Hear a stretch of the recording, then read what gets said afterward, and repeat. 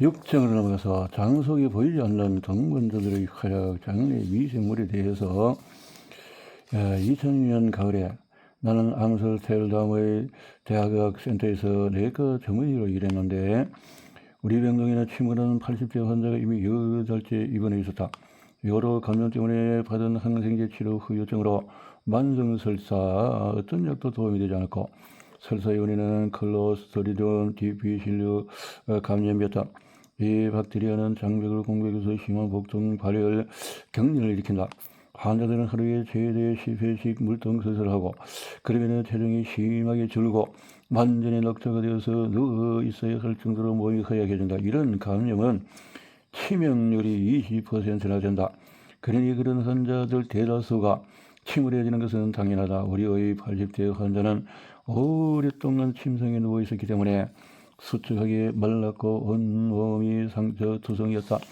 전체적으로 매우 심각한 상황이었다. 이 환자가 바라는 것은 오직 한 가지, 병원에서 나가 남편과 함께 집에 있는 것이었다. 환자의 심정을 아주 잘 이해할 수 있었으므로 어쩌면 약간의 장난으로 나는 단기간에 환자를 치료할 방법을 찾기 시작했다. 그러나 쉽지 않았다. 그러던 중에 몇 년 전에 큰 웃음을 자아냈던 학회 발표가 생각이 났다. 그때 노르웨이 소화기 내과 교수 요하네스 호스가 1958년에 논문을 읽은 후에 내과 환자와 비슷한 사례를 건강한 사람의 대변으로 치료한 적이 있다고 발표했었다. 다른 박테리아를 가진 그러니까 클로스트리디움 디피실리균이 없는 건강한 대변을 투여하면 이를 성가신 박테리아의 성장이 느려진다는 것이다. 이런 방식으로 박테리아 사이에 싸움을 거치면 가장 잘 증식할 수 있는 건강한 종이 승리하여 악당 클로스트리디움을 장에서 몰아낼 것이라는 아이디어였다. 자연에서 매일 일어나는 일이 더 대변 이식을 통해서 신체에서 일어날 수 있도록 지원한다는 이야기였다. 환자의 동의를 받은 지 일주일도 안 되어서 나는 네덜란드 최초의 대변 이식에 필요한 모든 것을 다 갖추었다. 믿기지 않겠지만 대변 용액을 만드는데 간단한 주방기기 하나면 충분했다. 나 역시 그렇게 간단할 줄은 꿈에도 생각하지 못했는데 어느 금요일 오후에 우리는 대장 내시경 중에 환자의 몸에 환자의 아들이 기증한 대변 용액을 주입했는데 치료실에서 처음에는 웃음기도 약간 있었지만 점차 긴장감이 돌았다. 간호사부터 의사까지 치료에 참여한 모든 사람이 뭔가 아주 특이한 일이 벌어질 것을 감지했기 때문이다. 그날 오후 환자가 무사히 병실로 들어왔을 때 아직은 아무것도 달라진 것이 없어 보였다. 그러나 주말을 보내고 다시 병실에 갔을 때 나는 환자의 만성설사 증상이 실제로 호전인 것을 확인했다. 환자는 심지어 처음으로 약간 걸어볼 수 있었고 기분도 매우 쾌활해졌다. 침울한 기분이 완전히 사라졌다. 게다가 치료 부작용도 없었다. 다음날 환자는 퇴원하여서 남편과 함께 집으로 갔다. 그렇게 노부부는 삶을 몇 년 더 함께 즐길 수가 있었다. 2014년에 프랑크푸르트 암마인 게테대학 내분비학 박사 과정생이었던 24세의 앤더스가 매력적인 장 여행이라는 책을 출간했는데 이 책 덕분에 장을 바라보는 사람들이 시선이 갑자기 달라졌다. 이 책은 출판된 해에만 100만 부 넘게 팔렸고 2015년에는 영어판이 출간되고 이어서 40개 언어로 번역이 되는데 매력적인 장 여행은 위장근을 일종의 운하로 본다. 이 운하의 한쪽 끝에서는 식음료가 유입되고 다른 쪽 끝에서는 경단, 가래떡, 설사, 방귀 형태로 다시 배출된다. 앤더슨은 우리의 장이 얼마나 복잡하고 매력적인지 보여준다. 비록 장의 반전 매력을 완전히 다 보여주지는 못했지만 내분비 과정에 미치는 장내 미생물의 영향력을 연구하는 사람으로서 나는 여러 지점에서 앤더슨의 의견에 전적으로 동의한다. 호르몬과 장내 미생물 사이에 어떤 관련이 있을까? 아주 많다. 건강한 호르몬 균형을 위해서는 장내 미생물이 반드시 있어야 하기 때문이다. 장내 미생물은 수십 가지 다양한 호르몬의 방출과 생산에 관여한다. 장내 미생물은 중추신경계를 통해 호르몬 생산과 뇌 기능에 영향을 미친다. 또한 일반적으로 박테리아가 항생제에서 콜레스테롤 저하에 이르기까지 심장기불에 원천이 되는 경우가 많다. 자, 모든 질병은 장에서 발생한다. 장을 제2의 뇌라고 부르는 이유가 된다. 매력적인 장 여행이 출발되기 전에 이미 우리는 음식물이 장을 이동하는 동안의 영양소가 분해되어서 장벽을 통해서 시력으로 보내진다는 사실을 알고 있었다. 그러나 이 과정을 좀 더 상세히 알고자 하는 사람들을 위해 여기에 몇 가지 세부 내용을 추가하고자 한다. 전분의 분해는 이미 입에서 씹을 때 시작이 되는데 이때 첫 번째 소화효소 프티알린이 방출되고 프티알린은 췌장의 아밀라이스와 마찬가지로 음식물의 전분을 탄수화물로 바꾼다. 그렇게 된 음식물이 위에 돋으면 프티알린의 역할은 끝나고 위산이 활동을 시작한다. 씹는 동안에 침의 효소가 음식물에 잘 혼합되어 음식물의 위를 통과해서 소장에 도착해서도 탄수화물의 소화가 최소한 1시간 동안 계속 진행된다. 그러므로 잘 씹는 것이 매우 중요하다. 위산의 영향으로 단백질은 위에서 이미 잘게 쪼개졌다. 이제 펩신 효소가 단백질을 아미노산으로 분해하고 이 아미노산은 장에서 호르몬 생산을 다시 시작할 수 있다. 탄수화물이 당으로 분해되는 과정은 소장에서 췌장의 효소의 도움으로 완료된다. 장의 소화 과정이 더 진행된 이후에야 비로소 지방이 더 잘 태워지는 지방산으로 바뀌기 시작한다. 음식이 완전히 작은 입자로 바뀌면 림프를 거쳐 장벽을 통과하여 시력으로 들어간다. 섬유질처럼 소화되지 않는 남은 찌꺼기들은 더 멀리 이동하여 다른 폐기물과 혼합이 된다. 그러면 장의 마지막 부분인 대장에서는 소중한 비타민과 미네랄이 많이 함유된 마지막 액체가 소화 호르몬인 GLP-1의 도움으로 흡수된다. 끝으로 최종 폐기물은 강력한 직장에서 우리 몸을 떠나 변기 속으로 사라진다. 이것은 소화 과정을 고전적으로 요약한 것으로 우리가 학교에서 배웠다. 이미 이런 것들을 그리고 자, 이런 것은 다 알고 있는 이야기지만 장내 미생물의 모든 특성 이외에 해석하게도 우리 몸과 기능에 부정적인 영향을 미치는 미생물도 있는데 2019년에 런던 정신과 볼모어는 소화기에 나쁜 미생물이 있으면 어떻게 우울증, 세로토닌 부족으로 또 파킨슨병, 도파민 부족으로 또 치매, 특정 뇌세포의 만성 염증으로 이런 것이 생기는지 설명하는 베스트셀러 염증에 걸린 마음을 출판했는데 현대의학의 아버지 히포크라테스는 2500년 전에 종이에 기록해 놓았다. 모든 질병은 장에서 시작한다. 이라고. 내 장 속에 무언가가 살고 있다고? 마이크로바이옴의 부흥. 기울리아 앤더스보다도 먼저 장의 복잡성을 설명한 사람들이 있다. 1958년 33세의 노벨 생리학상을 수상한 미국 분자 생물학 조수아 레드버그는 비정거의 면모를 발휘했다. 그는 수십 년 전에 이미 장에서 일어나는 페로몬 및 호르몬 유사물질 생성과 장내 미생물을 잘 이해하면 신체 기능을 이해하는 데 크게 도움이 된다는 것을 알고 있었다. 2001년에 장에 거주하는 박테리아, 곰팡이, 바이러스, 흉으로 구성된 수백만 개의 미생물을 총정하는 용어로 마이크로바이옴을 도입했다. 이 미생물들은 장을 건강하게 유지하고 병원균으로부터 우리를 보호한다.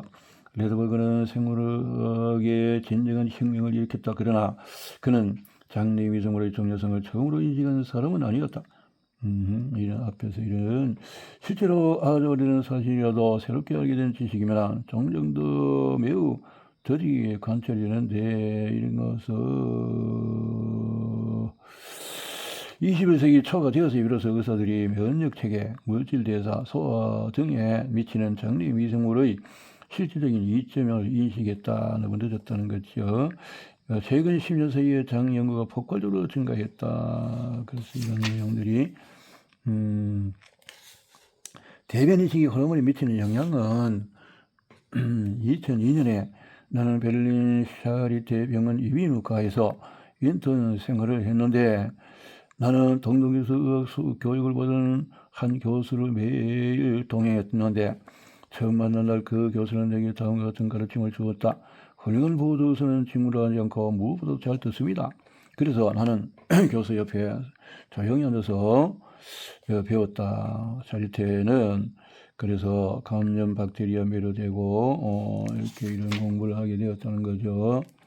문제는 그런데 여전히 남아있다. 어떻게 한 사람의 박테리아를 다른 사람에게 옮겨서 호르몬의 효과를 높일 수 있을까? 이런 거. 박테리아는 일반적으로 몸 안에서 물이 되어서 복잡한 공동체를 형성하는데 레드버그는 이것을 마이크로바이옴이라고 불렀고 그 중에 대부분이 장에 거주하는데 그것을 어떻게 15년 전까지만 해도 배양된 박테리아를 통해서만 어떤 박테리아가 피부 또는 대변에 있는지 확인할 수 있었지만 먼저 기관 대변 체액을 면봉으로 닦은 다음에 이 면봉을 영양이 풍부한 접시에 몇 번 문질러서 거기서 어떤 박테리아가 자라고 있는지 확인하고 이런 작업을 통해서 살핀다는 거네요. 장 내용물에 섞여있는 수많은 박테리아 무리는 우리의 장을 마법의 상자로 만든다. 장은 단순한 소화관이 아니라 흘린 듯 다재다능하다. 곰팡이 바이러스 박테리아를 통제하는 마이크로바이옴은 다양한 기능을 수행하는 무게가 2kg인 한 유기체로 볼 수도 있다. 말했듯이 장내의 미생물은 세로토닌과 도파민 같은 환영할 만한 호르몬을 생산하고 우리의 기분에 중요한 역할을 한다. 하지만 트립토판에서 만들어지는 호르몬 유사물질인 키뉴레닌 같은 나쁜 물질도 생성한다. 염증성 장질환 환자의 혈액에서 이런 물질이 지나치게 많이 발견된다. 키뉴레닌은 기물을 침울하게 하고 지방간 질환을 유발할 수 있다. 그러나 최근에 밝혀지기를 골수의 면역 세포는 우선 소정으로 가서 좋은 박테리아와 나쁜 박테리아를 구별하는 방법을 배운다고 한다. 우리의 면역 체계를 위한 일종의 기본 학습 과정인 셈이다. 이 과정을 마친 후에 그들은 우리 몸의 방어부대 역할을 이행한다. 그러나 이런 훈련이 때때로 잘못되어 면역세포가 호르몬 공장에서 맞서기도 하는데 그러면 각삼생이 약해진다. 장내 미생물은 한마디로 매우 중요하다. 그들은 면역체계를 관리하는 것 외에도 음식물에서 가능한 한 많은 에너지를 뽑아낸다. 물론 음식물이 장에 충분히 오래 머물러야 가능한 일이다. 과체중인 사람은 장내 미생물 구성이 좋지 않아 배변 활동이 느려진다. 집안에 들이고 싶지 않은 박테리아 무단 침입자는 어떨까? 우리의 면역체계는 침입한 병원체를 밖으로 쫓아낼 수 있는 경고장치가 내장되어 있다는 사실을 잊어서는 안 된다. 주인은 장내 미생물은 합심하여서 병원체를 성공적으로 방어한다. 예를 들어서 항생제 내성이 생긴 한 박테리아가 우위를 차지하려고 위협할 경우에 건강한 장내 미생물들이 직접 나서서 장점막을 추가로 보호하고 그렇게 무단 침입자는 제압되고 대규모 불법 증거 시도는 실패로 끝난다. 또한 장내 미생물은 다른 박테리아의 성장을 억제하기 위해 협동하여서 천연 독소를 생산한다. 가장 잘 알려진 것이 페니실린이다. 페니실린은 다른 모든 항생제와 마찬가지로 한 그룹의 무기를 제공해 정시가는 다른 그룹을 제거하게 한다. 장내 싸움이네요. 그래서 우리 몸에서 만성 스트레스 반응을 지속적으로 일으키는 박테리아를 제거한다. 인체와 장내의 미생물은 서로 호르몬을 주고받는다. 엄마가 전해준 것은 사랑뿐이 아니다. 모체의 박테리아. 임신하면 엄마의 장내 미생물이 달라지는데 아마도 임신 호르몬의 영향인 것 같다.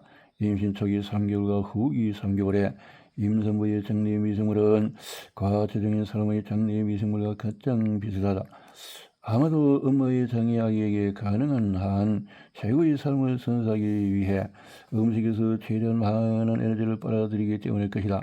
아기가 세상으로 나오는 방식 역시 장내 미생물 구성과 나중에 앓게 될지도 모를 질병의 중요한 역할을 하는 것 같다. 자연분만의 경우에 엄마의 박테리아가 아기의 입으로 들어가 장에 도달한다. 질과 혈액을 통해서 전달되는 박테리아는 갓난아기의 면역체계로 간다. 거기서 그들은 신생아의 아직 약한 면역력을 강화하여 아기가 앞으로 직면할 모든 낯선 박테리아에 더 잘 반응할 수 있게 한다. 그러니까 엄마의 장에서 온 박테리아는 엄마의 피부에 있는 박테리아보다도 더 다양하고 병원체에 더 가깝다. 제왕절개로 태어난 아기는 엄마의 품에 안겨 젖어먹고 이때 엄마의 피부 박테리아가 아기의 장에 들어가서 증식한다. 그러나 이것이 큰 차이를 만든다. 아기의 장에 있는 면역체계나 엄마의 피부 박테리아를 순순히 받아들인다. 그래서 엄마의 피부 박테리아는 아기의 장에서 더 쉽게 증식할 수 있다. 그러나 동시에 그런 이유로 아기의 면역체계는 훈련의 기회를 얻지 못한다. 게올리스 앤더스의 말을 빌리면 아기의 면역체계는 그저 단순한 춤만 배울 뿐 탱고 같은 어려운 동작은 배우지 못한다. 그러면 나중에 문제가 될 수 있다. 면역체계가 어려운 춤을 추는 낯선 박테리아 대처하는 법을 배우지 못하면 병균이 마이크로바이옴에 침투할 기회가 더 커진다. 당연히 우리는 해로운 박테리아가 그곳에 퇴치되기를 바라지만 병균은 단단히 들러붙어서 갑상선과 췌장의 면역 질환을 일으키는 등 막대한 손상을 유발할 수가 있다. 제왕절개로 태어난 아기도 다행히 나중에 면역체계를 훈련할 수 있다. 헬싱키 대학의 마이크로바이옴 연구자 커트 펠러는 최근 제왕절개의 아기에게 엄마의 대변 혼합물을 주입하는 미니 대변 이식을 실험했는데 그것으로 커트 펠러는 엄마의 피부 박테리아 대신에 체류가 장의 박테리아를 갓난아기의 장에 넣어주면 아기가 훨씬 더 건강하게 삶을 시작할 수 있음을 증명했다. 그렇군요. 자, 장 유형은 흥미롭게도 한 집에 사는 사람들의 장내 미생물 구성이 비슷하다는 사실이 밝혀졌다. 심지어 반려동물과 주인의 장내 미생물 구성이 최대 50%까지 일치하는 것으로 드러났다. 자, 이렇게 머지않은 미래에 이렇게 이런 부분을 자 체크해서 살펴야 될 것이다 라는 내용이고요.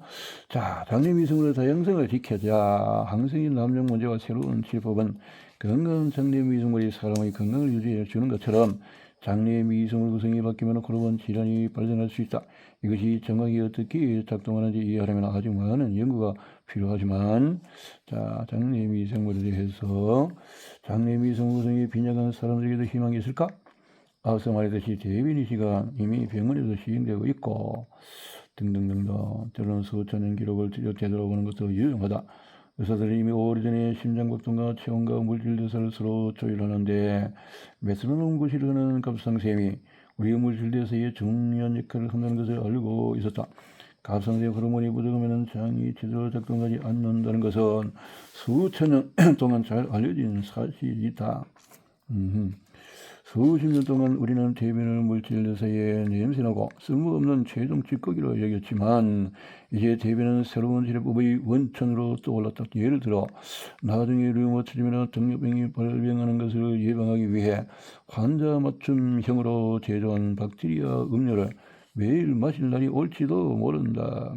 새로운 세대의 연구자들은 장내 미생물에 개입하여 일상생활에 미치는 호르몬의 힘을 어느 정도 제어할 수 있을 것이다. 2000년 전에 자신의 발견을 기록한 또 남교 후세에 공유해준 중국의 개흥가 그리스의 디오코이데스 이런 분들의 공이 크다.